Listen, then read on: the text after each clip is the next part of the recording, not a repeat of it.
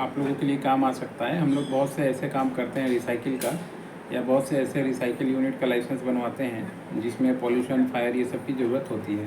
तो इसमें से एक देखिए, आज के ऊपर आज जो न्यूज़ आया है कि थर्माकोल को रिसाइकिल कर बना रही प्रोडक्ट्स जहर से बचा रहे हैं मुंबई वालों और मिल रहा है रोज़गार। यानी मुंबई की हैं और ये डॉक्टर हैं जो थर्माकोल से रिलेटेड चीज़ों को अपना रिसाइकिल करके प्रोडक्ट्स बना के मार्केट में बेच रहे हैं। क्योंकि थर्माकोल ऐसा है, प्लास्टिक आइटम ऐसा है जो बहुत दिन तक खुले में रहने पे भी सड़ता गलता नहीं है, जिसकी वजह से वो प्रकृति को उसका नुकसान होता है।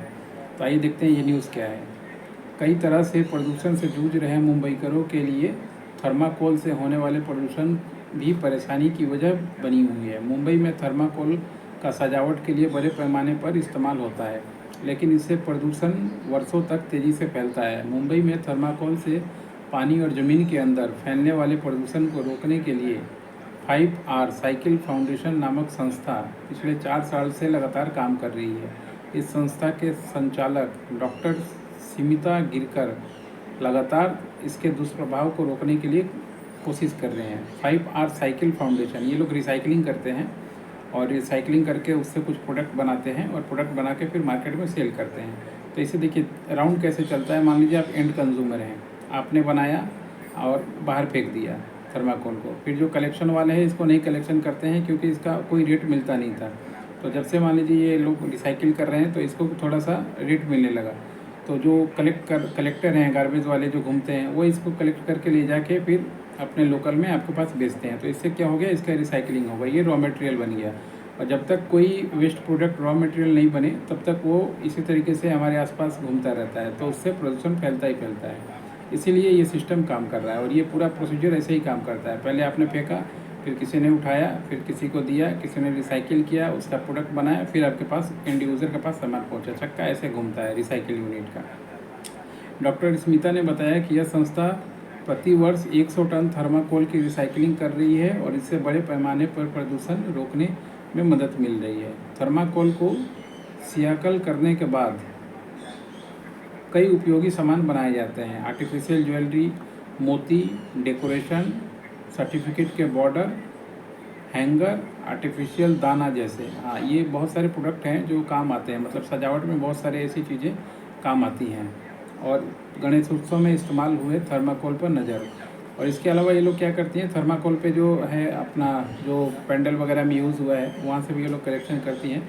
और इन्होंने अपना एक व्हाट्सएप नंबर भी डाला हुआ है 9321625713, ताकि मान लीजिए इनको अगर किसी के पास लेना हो तो वो इनसे दे पाएँ। डॉक्टर स्मिता ने कहा कि हर महीने करीब 9 से 10 मेट्रिक टन थर्माकोल ये रिसाइकिल कर देती हैं। तो एक अच्छा खासा अमाउंट है। और बहुत सारे लोग ऐसे हैं जो पूछते हैं कहाँ खरीदे, कहाँ बेचे।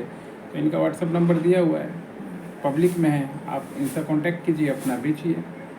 इस्तेमाल में कमी नहीं आ रही है। देखिए इस्तेमाल में कमी नहीं आएगा क्योंकि कारण क्या है, बहुत सारी चीज़ें हैं, बहुत सारे प्लास्टिक आइटम्स, हार्डवेयर, बहुत सारे ऐसे हैं जो सेफ्टी के तौर पे लाने के लिए ये थर्माकोल का यूज़ होता है और थर्माकोल का यूज़ ख़त्म नहीं होगा। तो इनका जो अच्छा मुद्दा है और इस तरीके से ये अच्छा काम कर रही है। थर्माकोल को सड़ने से सैकड़ों साल लगते हैं। ठीक है जी, ये बात तो सही है। थर्माकोल और प्लास्टिक ये दोनों जो हैं ऐसे प्रोडक्ट हैं जो मान लीजिए बहुत साल लगते हैं।